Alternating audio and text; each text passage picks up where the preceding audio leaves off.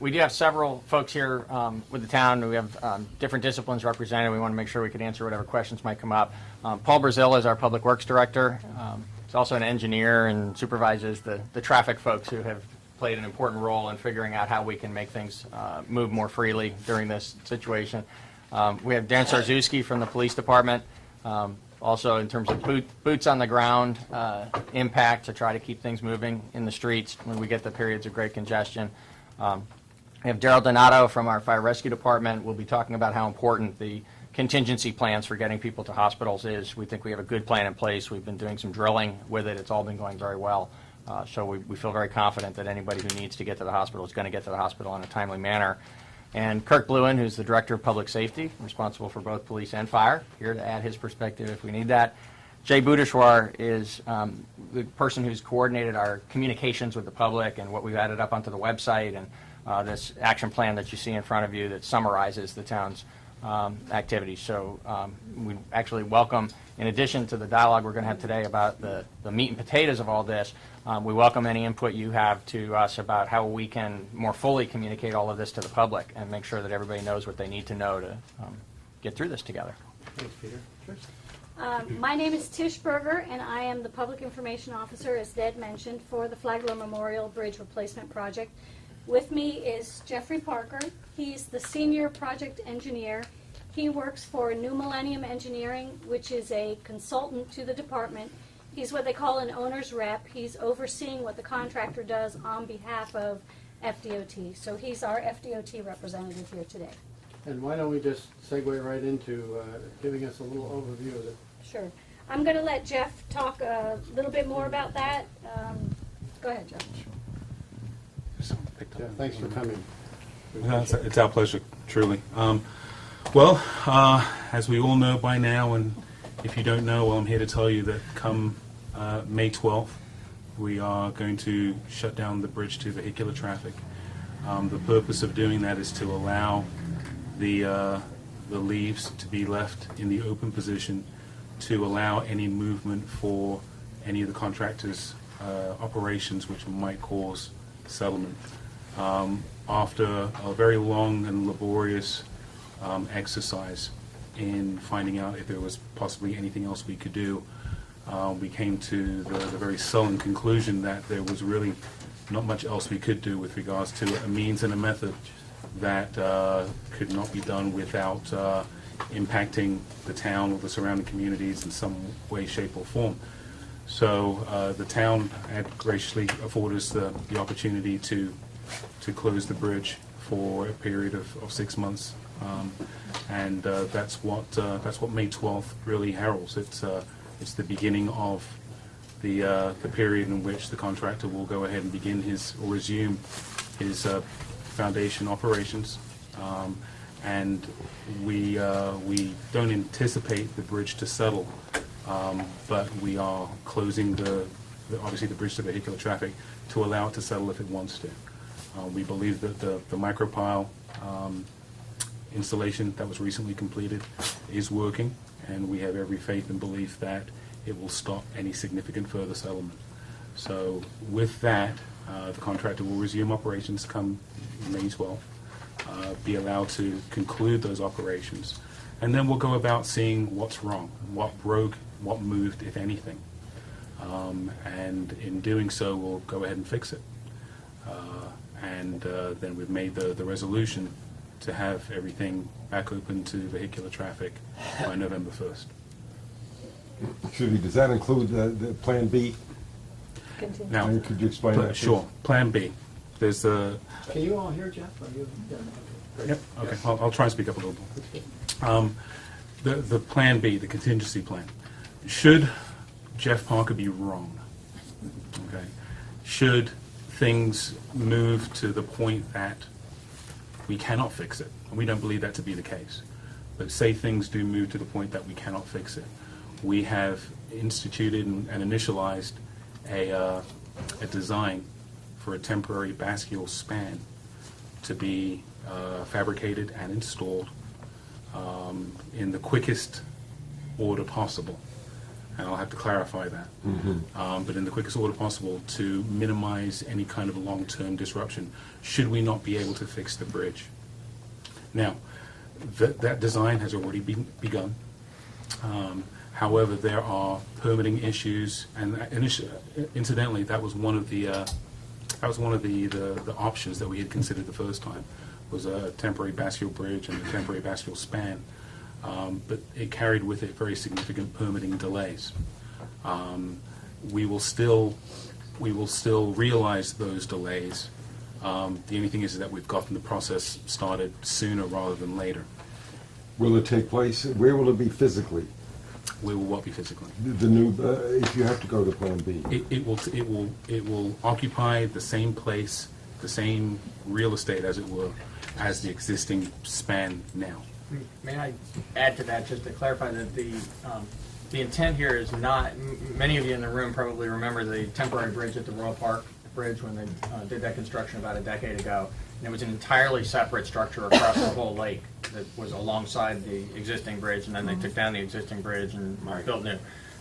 This isn't that, and Correct. so it's important to understand when they talk about a temporary span, it's just a portion of the whole bridge. It still reuse much of the run-up to the part that opens for the boats. And then the temporary installation would be just right at that, right near the channel and just outside the channel for that, to hold that structure that would actually open and close for the boats. Correct. It would That's, just and replace. that's why it's able to be constructed so much more quickly than the middle bridge was. Correct. Correct. And that will, what's the time on that? That will be, if everything goes according to plan with the design. It's hard to put a number on, with regards to time, on the permitting process that needs to take place. That could be as little as 4 months. It could be as much as 6 to 8 months. In addition to November 1st? It would go beyond November 1st. To It's, when? it's all part of the overall It process. will go fully into the next season, then? It most likely will. Maybe into the spring? It most likely will, yes. Why can't you start it now? So it'll be available. The design has started now. It needs to be designed first. It's a longer span than is typically produced by this particular company, and they are the leaders in the industry of temporary bridges and bascule bridges. We went to the best source possible. It is, however, a longer span in order to accommodate the larger vessels that will be, using the bridge. So there is an element of design that needs to take place and review of that design. That has already begun. The current bascule part, is that going to remain in place, and how do you get the temporary one when you have the bascules on the old one? You literally have to cut the old one out. Really? Yes. Poor bascules. Yes. You said that this is the top company to make these? It's one of them, correct. One of them. So they've probably made several. Shorter bascule bridge is correct. The largest one they have on file is about 60 feet. We need a 90-foot bascule span. Okay, so it's another 30 feet, but it's the same concept. Same concept. So if they work on it now, why can't it be done by November 1st? Because of permitting issues. Who's permitting? Who's permitting issues? It's more the, it could be a variety of agencies, South Florida Water Management, Army Corps of Army Corps of Engineers. Engineers. Sounds familiar. What is Yeah, the you can cost, get all what is the those cost of this added span? We believe it's hard to, again, put a total cost since it's being designed right now, but it's somewhere in the region of about $15 million. So to build it ahead of time and you don't need it would be a waste of money, so you really need to build it when you need, when you know you need it. When will that date be, the drop dead date to know whether you need it or not? When the construction of the remaining bascule piers is done, is completed, and we know the condition of the existing bridge. Is that October, November? Midsummer. Midsummer. Midsummer. There'll be a threshold moment in July, probably. The expectation is it'll be mid-July, when the determination will be made that either it's a matter of simply repairing the current bridge and putting it back into service as quickly as possible, or proceeding with this Plan B. temporary installation, which will take longer and have more impact, and so that's why, exactly right, it's not the preferred And it alternative. is the drilling and excavation that causes the settling more than the pouring of the concrete and other additional work.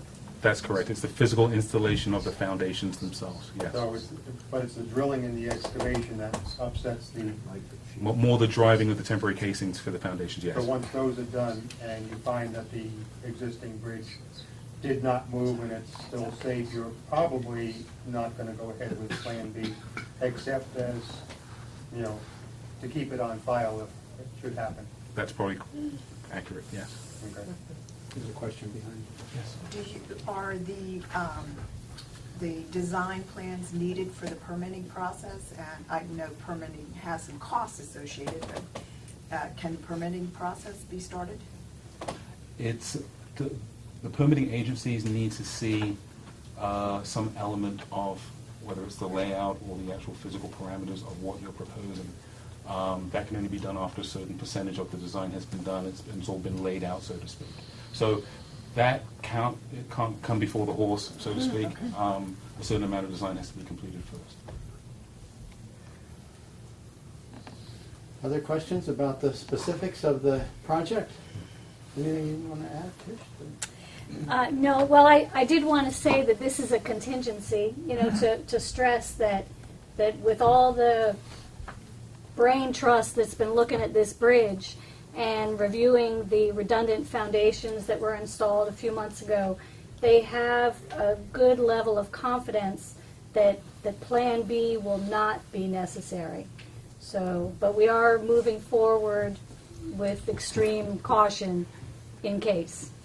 And what's the possibility of it being earlier than November? We will try our best. If that possibility presents itself, we will certainly take advantage of that and, you know, regain everything we can to the communities.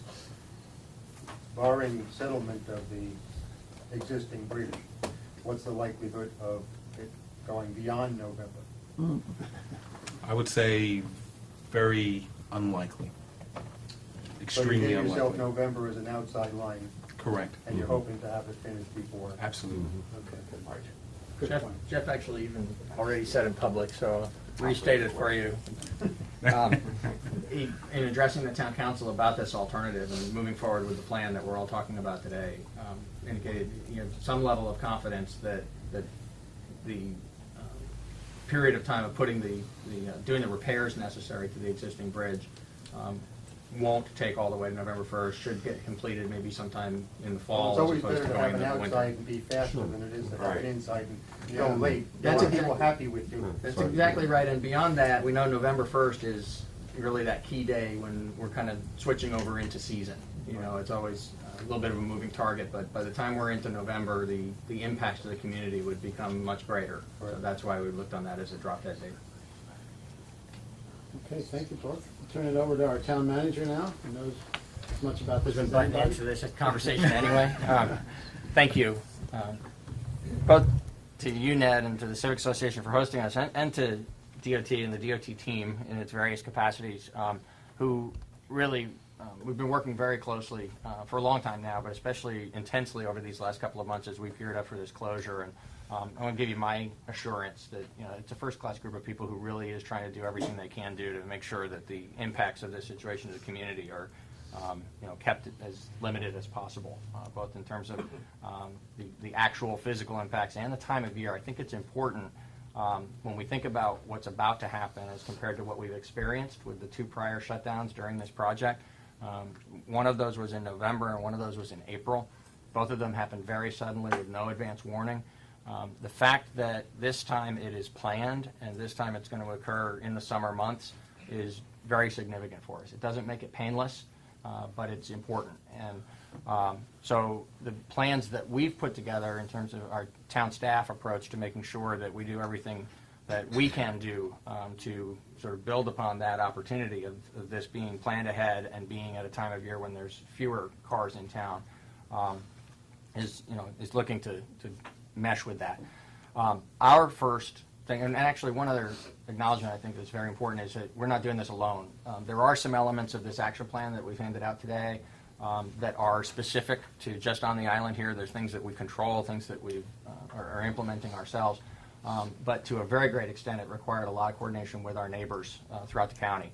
On the transportation to the hospital, it involved the county's helicopter system, the Traumahawk system, and some coordination with West Palm Beach in terms of the routes to the hospital, as well as with the DOT, who has funded and implemented an Opticom system that it gives the fire rescue units the ability to control traffic signals on their route that are up ahead of them, remote control and turn them green to clear out the traffic in front of them and keep them moving towards the hospital. So it's an effort that has involved numerous agencies at all these different levels of government, everybody pulling together with the same purpose of making sure that as that top priority among all the priorities, that the ambulances can get to the hospital, and that in any event when we just can't make that happen, that Traumahawk can be called at a moment's notice and come for situations where they normally wouldn't. They're normally reserved for those most critically injured people, but we've got an arrangement set up here that they will come for other circumstances here if we find that the traffic is simply too backed up in any particular moment. So that was our first priority, was to make sure that public safety could be ensured, and particularly the transportation to the hospital was our great concern, because we knew the last thing we could have is congestion that would cause an ambulance to be sitting in traffic, not able to get that patient to the hospital.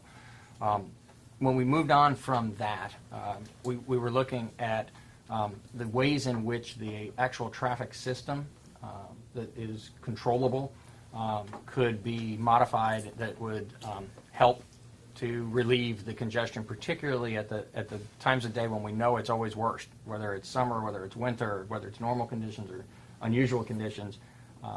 It's that morning and evening rush hour when people are coming onto the island and leaving the island, and to some degree, particularly for these first few weeks of the closure until we get to the end of the school year, and then if the bridge is still closed in the fall when we get back into the school year in September, there's a mid-afternoon kind of school rush hour, if you will, that's not insignificant in town, particularly on Royal Palm Way, which is going to be the main corridor in and out. So what we looked at there, and again, through a tremendous amount of coordination with our neighbors, and Palm Beach County traffic control has been very important in this, along with all the people that I mentioned before, along with the city of West Palm Beach, is to modify that intersection over on the west side of the Royal Park Bridge to eliminate some of the left turn movements in order to allow freer east-west movement. And a lot of people have asked, I think it's a very reasonable question, well, how does just eliminating a left turn, not that many people turn left, how can that make such a big difference?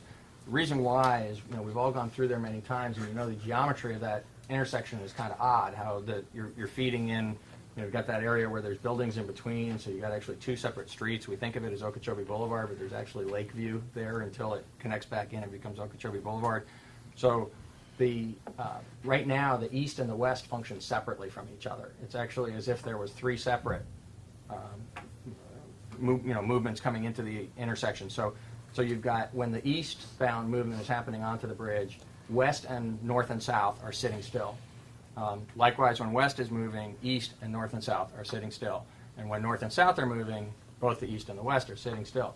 Because of those three separate movements that the intersection is trying to manage, it leads to those delays that we often hear people wringing their hands about. Why do I have to sit so long at the end of the bridge when it ought to be just letting me get off the island? What's going to happen now, and they've actually done some modeling with this to suggest that at certain times of day when it's not at the peak rush hour, you may actually find that the situation is better during the time when the North Bridge is closed because of what I'm about to describe, better than what it has been under normal circumstances. The east and west are going to move together now. Because of the eliminated left turn movements, there won't be a conflict with somebody turning left while somebody else is trying to go straight. So it's going to be just a very simplified, as if it was a small town little intersection where there's just two movements, one going this way and one going this way. And so because of that, it's going to be more or less double the amount of time for the east-west movement. The reason I say more or less is it's going to actually be controlled in real time from the control center that Palm Beach County operates. They've got a very sophisticated system where they can monitor with cameras what's going on in the major intersections in the county and actually control the amount of time. So when they see a congestion situation developing, they can actually modify how long the green lights are in different directions and try to relieve that congestion. It's imperfect.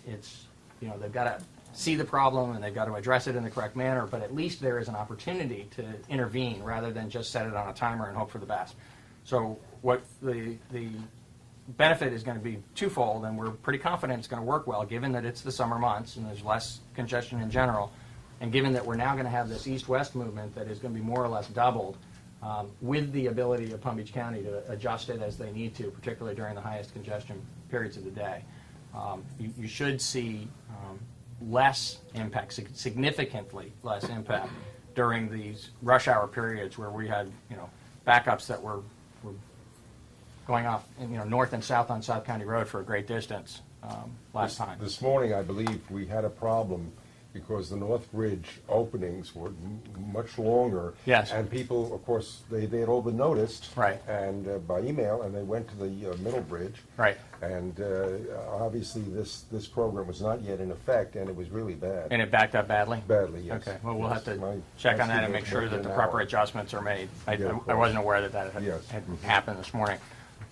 Yes, On the Southern Boulevard Bridge, there's a left-hand turn. Are you going to knock that out too? now, actually, that's limited, supposed to be no left turn there during the evening rush hour. During the rest of the day, that doesn't really create an issue, but an evening rush hour can create a terrible problem there.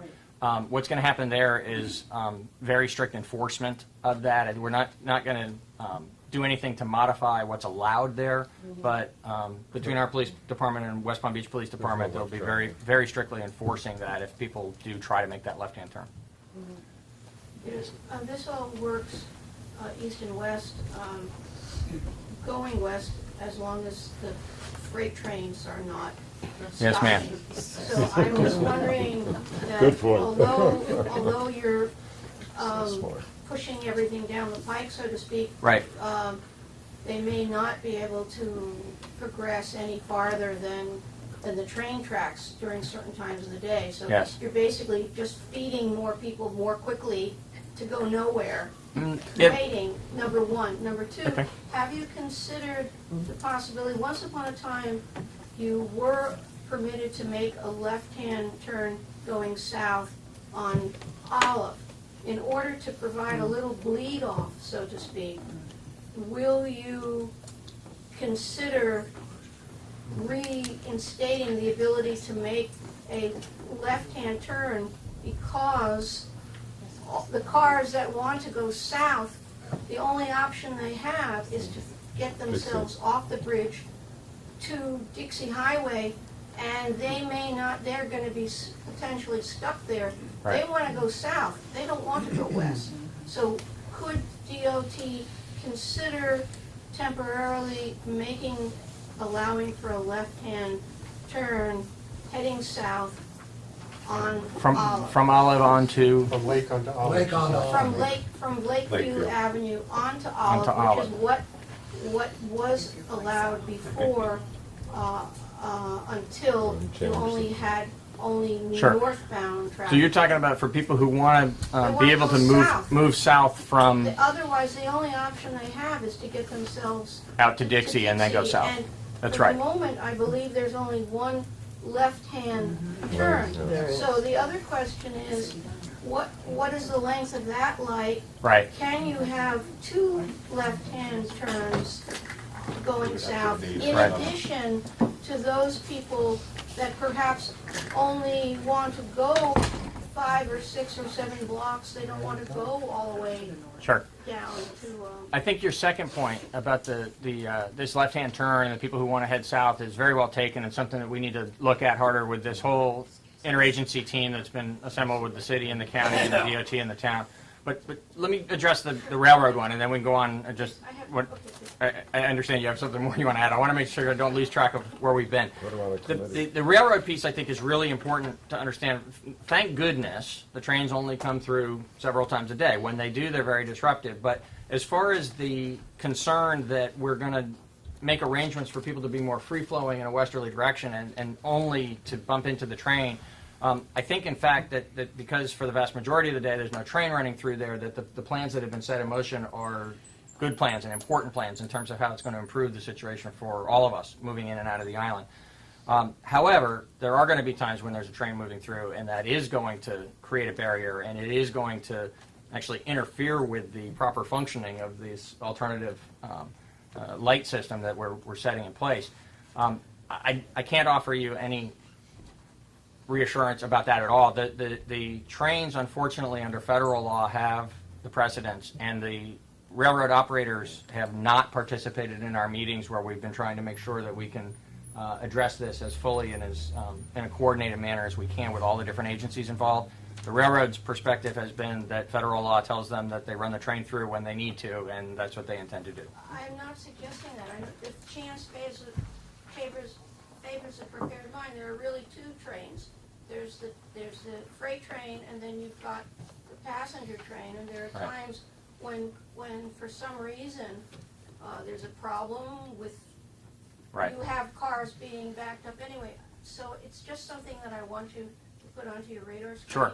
The other question is, are you going to permit right-hand turns off of the bridge, and if Flagler. not, why? Yes, right hand onto Flagler northbound is allowed. Okay, fine. And is there any reason, again, to have another way to get onto the bridge?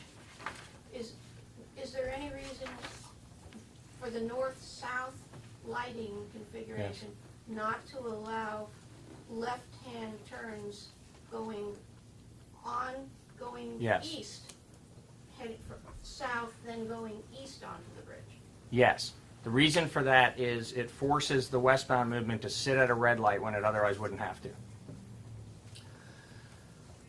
If you allow for that left-hand turn, it's going to just shut down the ability for people to move through. If instead of heading south through the intersection, Yes. the traffic going this way, obviously the Yes. traffic's going to be stopped going east and Oh, west. I see what you're saying. I'm saying yes, north and yes. south. Got it. Because, okay, I described the wrong conflict, but it's the same principle. We're trying to simplify. We're trying to make it as if it was just like two country roads meeting where all you've got to do is keep people moving either this way, or the reverse in each direction. Right. So if you can do north and south simultaneously without people being allowed to do left, they don't create any conflict with each other and everybody stays moving.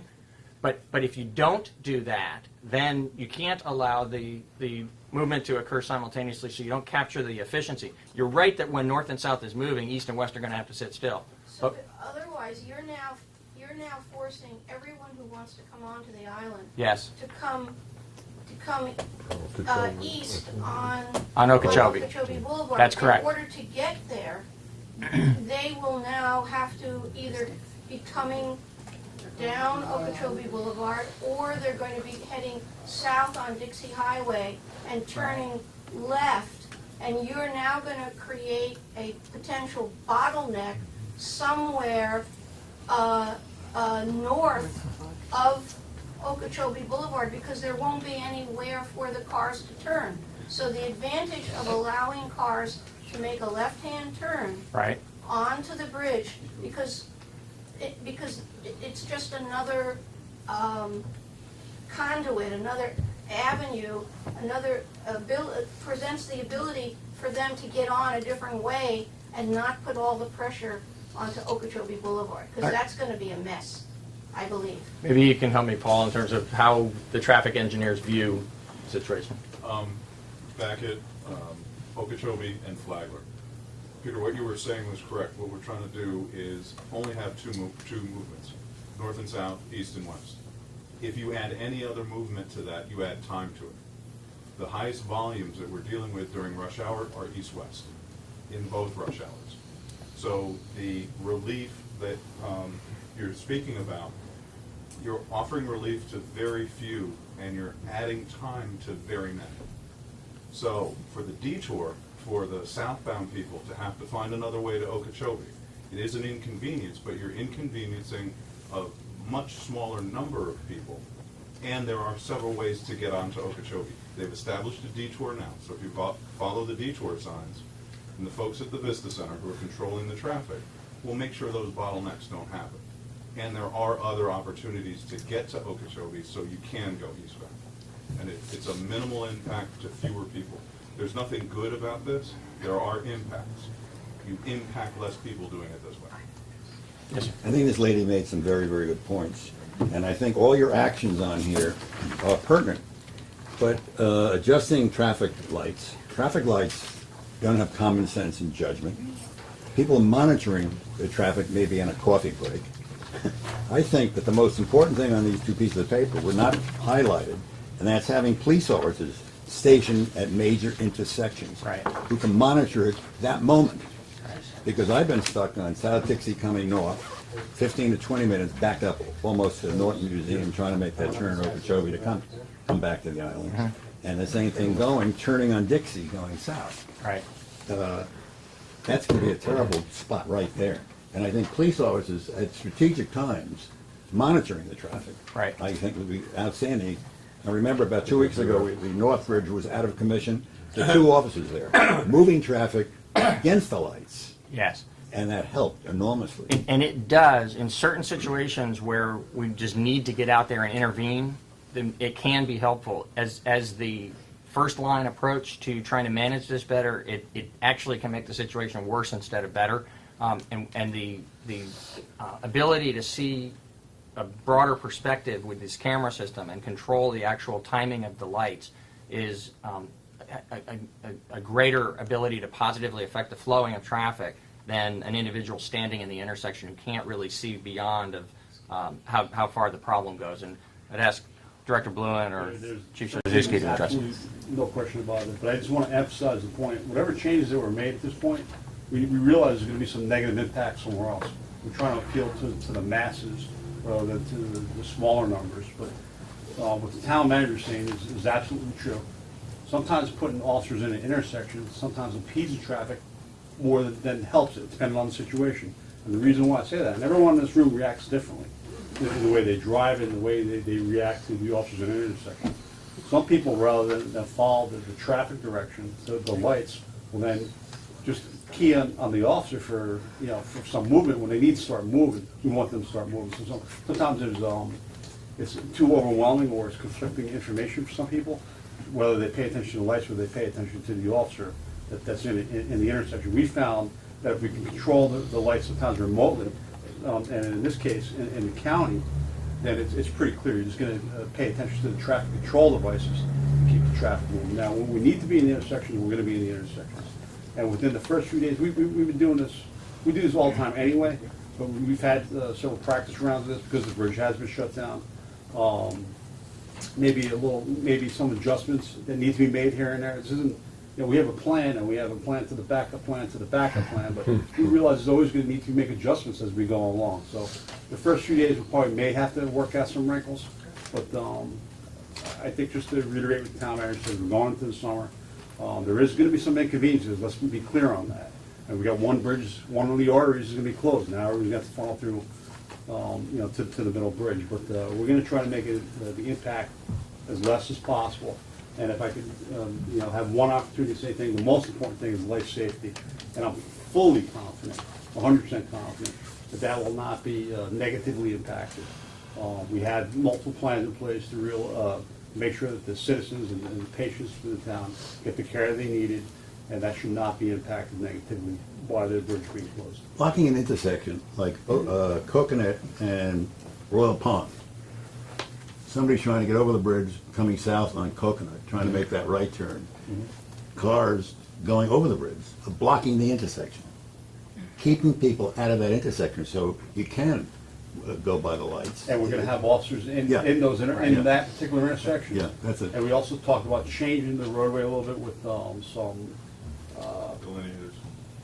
Striping, the road striping. restriping the road, and to get people kind of used to it, because people coming off Coconut, sometimes they don't know what to do. We see even when the bridge is not closed, they're unable to make that right turn to the closest lane. There's a little bit of a narrow roadway there. Sometimes they don't want to go to that outside lane, which that stops the flow of traffic for those that are turning left onto the bridge. So we're going to actually be in the intersections, but what we're doing is redirecting the traffic. And the preferred route of travel, and it's going to be the fastest route of travel, is pushing the traffic up the county road and then straight down Royal Pond Way. They're going to get preference.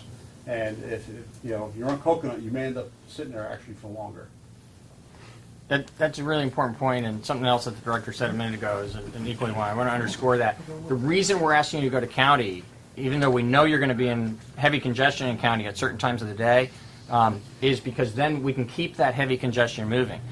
It's going to be congested anyway at certain times of the day. And if you're in the congestion and we're having to stop the larger movement, it's actually basically the same principle as Paul Brazil was talking about, what I was trying to describe not so well about the other side of the bridge, that if we have to stop the movement where there's 2 lanes in each direction and a larger volume of traffic trying to move through the town, in order to allow the entry of the smaller number of vehicles from those side streets, everybody suffers. The whole situation is going to become more congested.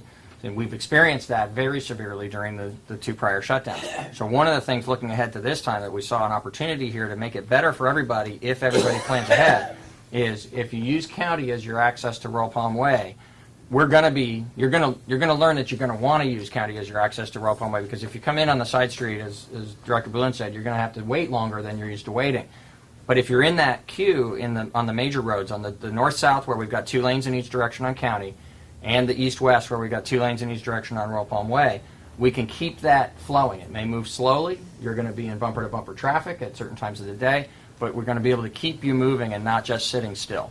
But that's going to rely on everybody paying attention to that's the movement that's going to allow you to keep flowing instead of sitting still. Yes. I had a slightly different concern based on something that happened on the island 12 years ago. Sure. I was in the Whitehall, and when I came out, the water was all the way up to the opening on the door. Okay. I tried to get off the island, and I don't have total recall, but I remember I tried going south, and the only way I could get off the island was on the North Bridge. I don't know if the elevations have been changed. There's been a lot of erratic raining in northern Florida, and if we had something like that again, I'm not sure which would be the right artery to Coconut or County to get off the island, should that occur again. Paul? County. County. Yes. I would not recommend Coconut if the water's rising. Yes, sir. Yeah, we ran Coconut during that last big rainstorm. Right. That much water, yeah. My question is, westbound on Okeechobee, are the lights between Dixie and the second set of tracks also controlled by the county so we can continue? Absolutely, all the way to That 95. whole corridor there is right Yes, to sir. 95? Right. All the way to 95. So actually through the Tamarind Parker intersection. Once you get out west of that, you're free flowing out to 95 anyway. But everything Going past from the crevice and- everything from Kravis onto the island is all controlled remotely by the county system. So do you shut off Tamarind coming east and then going north? If you're coming east from Not the railroad track shut off, into City but Place. in terms of managing the congestion, the county is able to monitor in real time and remote control all those intersections all the way out to that location. Okay, but at certain times of the day, are they shut? I mean, who needs to go to City Place at 9 o'clock in the morning to, except somebody to work? Let them go around the block.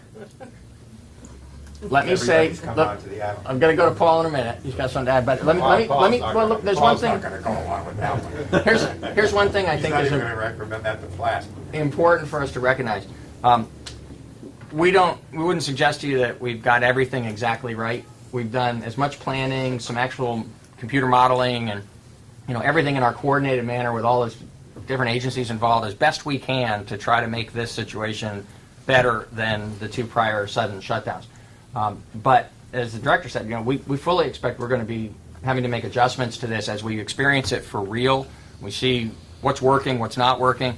And the one thing I would say in addition to that goes right to the heart of what you were just saying about certain times of day and what's going on in West Palm Beach, I think one thing, a reality that we just all have to live with and understand about what we're up against here in terms of trying to calibrate this right is that it's a much more complicated set of circumstances over in West Palm. Over here, we've got a fairly simple set of circumstances. We've got a few small streets. We've got a couple of larger streets. We've got basically a main corridor we're trying to make sure doesn't completely go to gridlock.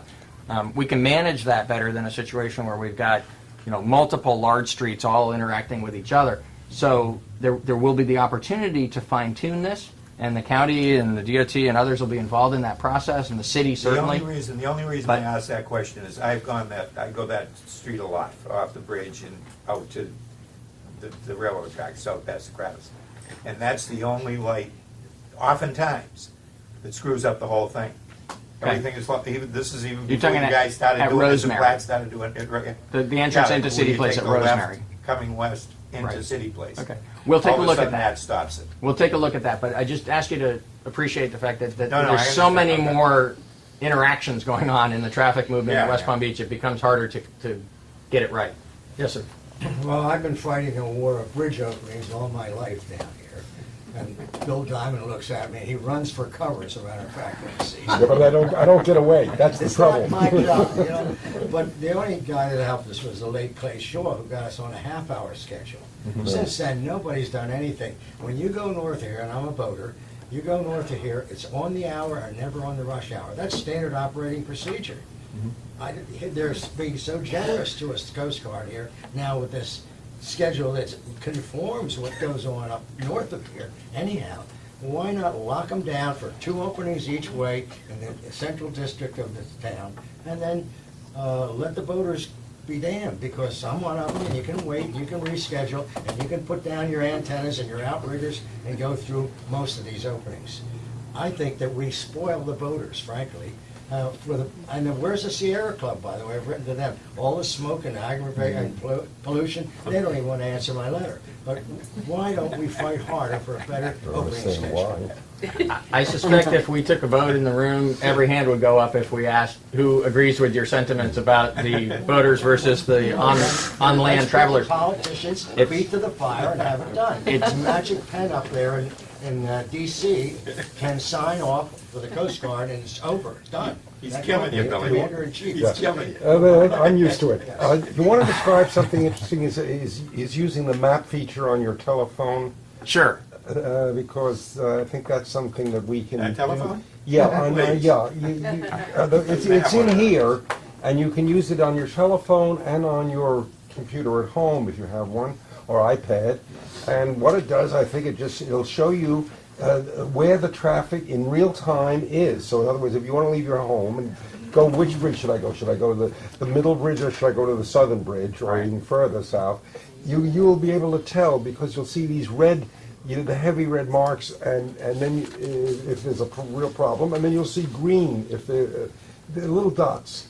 So someone ought to, we all ought to have this system. That's a good segue, actually, for me to ask Jay to speak to that, which we're encouraging people to use, and also some assistance we're trying to provide through the town's website. Yes. Everyone here has an iPhone, probably. Most of you. No. If not, you probably have an Android and all of these new smartphones. Not everybody. Not everybody. Okay, if you don't have a smartphone yet, next birthday, next Christmas. This for those of you who have smartphones, this is going to be very easy. If you don't have a smartphone, but you have a laptop or a tablet or a computer at home, there is a way for you to jump online. Even if you're out on traffic, I don't recommend while you're moving to be playing with your phone. But you won't be moving. But before you leave your driveway or before you leave your parking space, what you want to do is just open up the map application. This may sound a little scary, but there's this technology called crowdsourcing. Basically, the GPS is able to locate everyone's phones.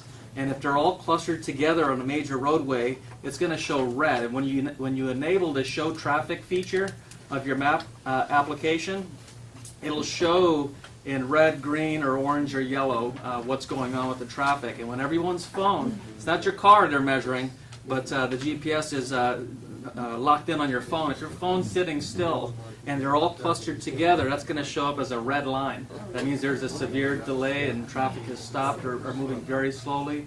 If it's orange, that means the traffic is moving, but it's moving slowly. And if it's green or there is no line at all on the different roadways, that means traffic is clear. You can do that by following the instructions on your desktop, or you can do it on your phone. And I'll stick around for a couple of minutes and I can show you how to enable it. It's one click and it's very easy to do.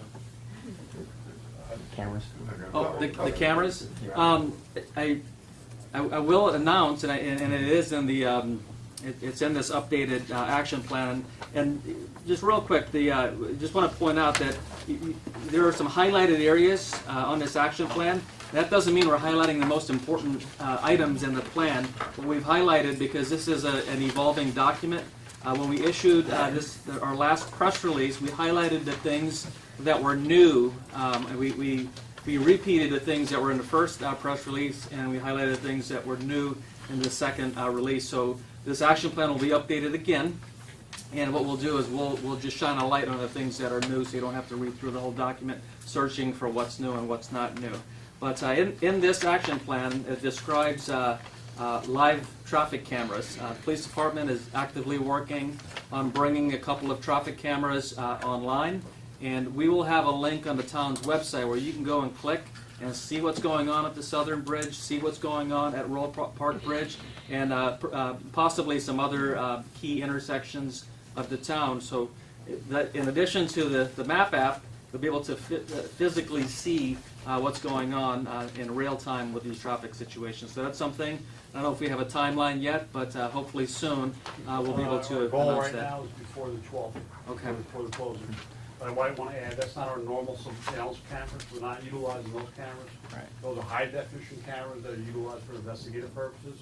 We purchased some lower resolution where you can just see if there's traffic on the roadway that we're installing at a low cost to help assist the motorists see if there's traffic congestion in town. And what we hope that the purpose that'll serve for people is, even last time and the last two times when this happened and we didn't have so many coping mechanisms put in place, there were times a day when the traffic wasn't so bad, but there were times a day when it was completely horrendous.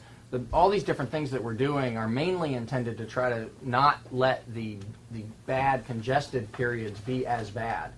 Try to manage that worst case part of this, because at a time when the traffic is relatively moving, even though there may be a few more cars on one particular street than would normally be there, that doesn't really need any kind of action for it. What we need to do to intervene is to try to make sure that we don't, for instance, have people backed up Royal Plum Way, County Road, past Royal Poinciana Way, up into the north end of the island. We had that at certain times during the evening rush hour last time. We're trying to make sure that doesn't happen. So, back to the cameras that we are installing that we hope will be helpful to you. If you don't absolutely positively have to leave your home at a certain moment to go get someplace, you have some flexibility about when you leave and when you're going to arrive. This will give you an opportunity to actually check the conditions before you leave your home, and if it's really bad at that particular moment, if you can wait 15 minutes or half an hour, it'll probably not be as bad. What about contractors and work rule hours? Good question. Thank you. We're going to be recommending at next week's council meeting that some additional hours be allowed both in the morning and the evening so that the contractors will have some flexibility for when they schedule their crews. We are hopeful, again, we don't know for sure, this can be adjusted also by additional action of the town council as we go through the summer if it needs to be.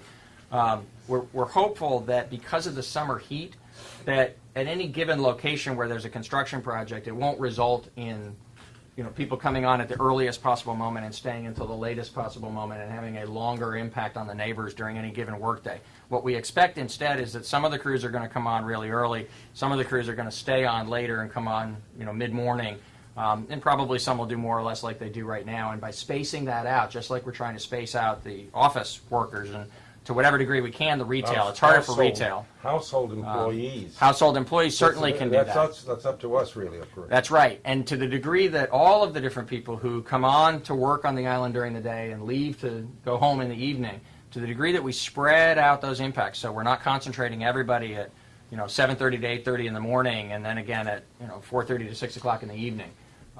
That too, in conjunction with all these other things we've been talking about, should have a significant positive impact. How sensitive and cooperative is West Palm Beach, the town of West Palm Beach? Very.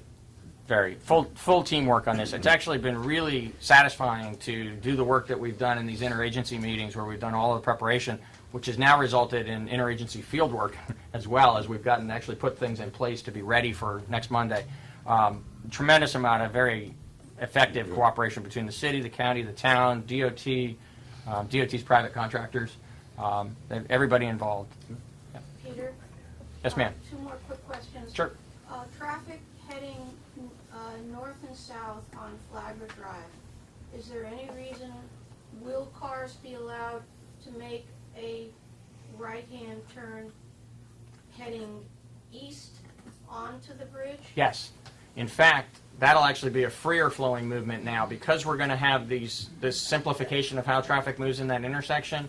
People who want to make that movement will be able to do it almost any time. So that is a safety valve Absolutely. So it will relieve some of the congestion And, heading east. and in order to facilitate that, where actually that and the straight-through movement, the pedestrian movement that goes across that ramp is being closed because the pedestrians and the bicyclists have the ability to go down underneath the bridge.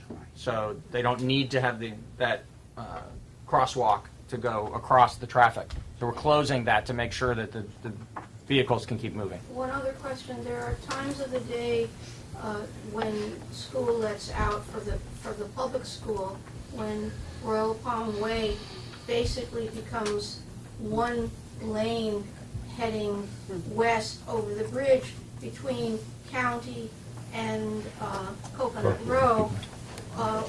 What will be done to help alleviate that issue? Dan Sarzuski will speak to that. Well, in the afternoon, we don't have the same pickup pattern as we did last year. So we require the parents to come down Seaview Avenue instead of using Roll Pond Way as a staging area. That was problematic, having cars stopped on a state road like that. And it wasn't conducive to a safe environment for the parents or the kids. So we had met with the school and we told them that was no longer acceptable, and we were putting them onto Seaview, where it was already designed to be a parent student drop-off and pickup area. That seems to be working pretty good. We do have two schools on that same street, but their start times and end times are staggered, so we found that it's been flowing pretty good. Anytime you have a school in an area, you're going to have a large number of cars or buses coming in, so for that 20 to 30 minute period, it's going to be a little bit congested. But we've worked with the school board police and the school staff, and the teachers and the other staff are very efficient on getting the kids to the cars in a quick manner. And we have our parking control people out there and police officers at the intersection of Seaview and Coconut to assist with them getting onto Coconut Row and off the island. We also have the officers at Coconut Row helping with that turn to go off the island. So Also the we met with the day school, and it was their idea actually, and they're going to try to bus many of their students over to the West Palm campus, and then have the parents pick them up at that location. Fantastic. So it can't be 100%. They're going to start with several grades, some of the lower grades first, and then progress further. But it may be a good solution as well. Not on exactly the same subject, in fact, something entirely different that I don't see addressed at all. Okay. A lot of people use the current bridge either as a bike path or a pedestrian path, and they're obviously going to have a lot of difficulty, particularly those that are coming from the north. They have to go down to the next bridge and over. Right. Have any arrangements been made for perhaps Palm-Tran to reroute to get these people? Because a lot of them won't go over the bridge to get the bus stop over on Dixie. And if Palm-Tran were up in this area, they could take it up here and ride the bus over. I just wonder if Palm-Tran was involved at all, or... They haven't been, and that's a good point, and we'll look into whether that can be adjusted and whether they can temporarily adjust their routes while we've got this situation. Mike. One of the residents asked to describe the text messaging capability you guys have and Sure. what the process is and when it would be used. Okay, Jay. For those of you who haven't visited our website and registered your email to get notifications from the town, we really urge you to do so.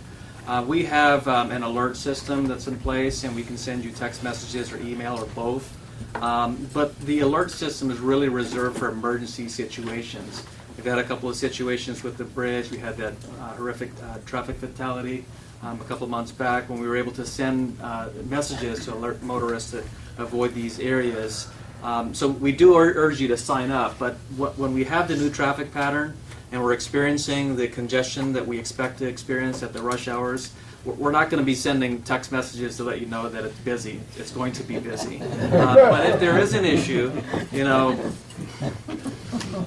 Roll Park Bridge has an issue and isn't able to open or close, that would be a situation we would send that alert to let everyone know, stay home or head to the Southern Bridge. So go to the town's website. There are instructions also on this action plan On the bottom left side, there are 4 green buttons. One says Stay Informed.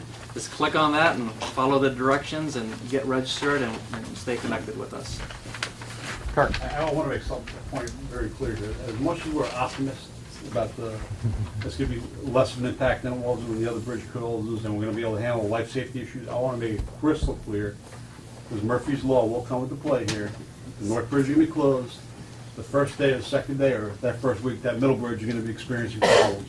It's a locking mechanism that's going to be stuck up in place, and it only takes a matter of minutes. The traffic in this town, there's only a few roadways, north and south, and on this island, where it's going to back up to the country club, and if you're trying to get down, so just be patient, realize we're going to do everything we can physically to try to relieve and make things better, but it's going to happen. There's going to be some inconveniences at times when things are going to get congested. Thank you, Chief. On that note, I'm going to take my leave and leave it up to you to keep everything straight. Thank you, Peter. Thank you, Bill. Thank you. Thank you. You know, just to build on that, one thing we haven't touched on, but it's really important to any barrier island. We've experienced it here recently enough to know how important it is here on Palm Beach. You know, we could get a hurricane this summer. We obviously hope we won't, but we could. And if that happens, evacuation is always a challenge when you're moving a lot of people through a narrow space, you know, as quickly and safely as you can. Do that quickly. And so this year, if we face that kind of situation, we're going to ask you to be patient with us and understand that if there's an evacuation, if it's a desperate enough situation where a large enough storm is coming directly enough at Palm Beach that we actually have a reasonable concern that evacuation is going to be required, we're going to have to make that decision sooner than we normally would have to make it. We can't wait as long as we normally would try to wait. We don't want to inconvenience the public and call for an evacuation and then find out afterwards it wasn't needed. But it would be a much worse situation for us to fail to call for the evacuation and then have the island directly impacted and lots of people in harm's way. So we will be making that decision earlier in the process. Normally it would come about maybe a day and a half before the expected really worst of the weather so that you have a chance to get off the island before it starts to turn bad. In order to make sure that you know, the volume of cars that need to leave the island can safely do that, we might be making that decision 2 days or 2.5 days before we expect it really to turn bad. You might be driving off the island in sunshine, but we would ask you to heed that warning, because if you wait later with only the 2 bridges to leave the center part of the island, it's going to be a problem. Stan. Peter, a basic question. The Army throws up a temporary bridge where tanks can go on. Sure. Why haven't they put a temporary bridge in? The direct short answer to that is because here we have the Intracoastal Waterway Channel that has to be maintained, and so you can't just put down a pontoon bridge and run it across the water and be done. As far as a more complicated answer about why that, you know, why there isn't some technology out there where the pontoon can provide a bascule to get out of the way of the boats is something I'd have to defer to Jeff on. Sure. I mean, there's lots of different iterations and lots of different manifestations of temporary bridges. You've got your typical bascule bridge, you know, French for seesaw, that operates like this. You've got your brute force bridge, which is typically like you see on the old movies, the medieval castles. They have a moat bridge that's called a brute force bridge. You have a swing bridge, something that rotates. There's lots of different manifestations of bascule bridges, of movable bridges, but they all have their downfalls.